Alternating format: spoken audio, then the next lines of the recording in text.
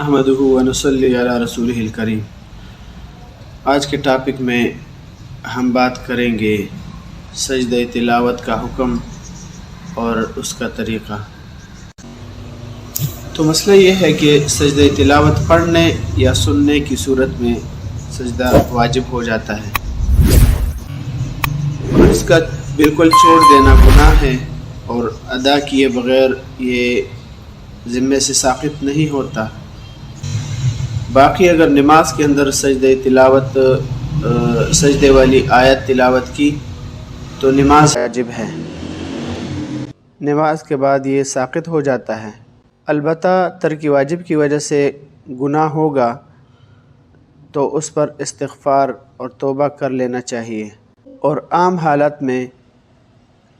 جب نماز سے باہر ہو اور جب سجدہ تلاوت آیت پڑھی تو پھر اسی وقت کر لینا بہتر اور افضل ہے، اور اگر یہ نہ ہو تو تلاوت ختم کرنے کے بعد کر لے۔ بلا کسی ضرورت کے پورا قرآن ختم کرنے کے بعد 14 سجدے اکٹھے کر لینا افضل نہیں ہے، لیکن اگر کسی نے اس طرح کر لیا اس طریقے پہ تو بھی ادا ہو جائیں گے، جیسا کہ فتاوی ہندیہ کے اندر مذکور ہے: وَالسَّجْدَةُ وَاجِبَةٌ فِي هَذِهِ الْمَوَاضِعِ عَلَى التَّالِي وَالسَّامِعِ سَوَاءٌ قَصَدَ سِمَاعَ الْقُرْآنِ أَوْ لَمْ يَقْصُدْ كَذَا فِي الْہدایہ، اور اسی طرح بحر الرائق جلد نمبر 2 صفحہ نمبر 129 میں ہے، اور فتاوی ہندیہ کا دوسرا حوالہ ہے جلد نمبر 1 صفحہ نمبر 135۔ تو اس کا طریقہ یہ ہے، جب سجدہ تلاوت کرنے لگے تو دل میں اس کی نیت کر لے، اور زبان سے بھی نیت کر سکتا ہے: نویت ان اسجد للہ تعالی عن تلاوت القرآن،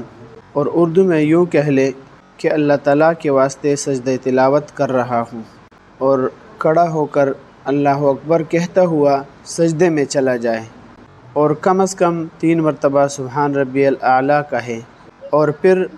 اللہ اکبر کہتا ہوا سجدے سے سر اٹھائے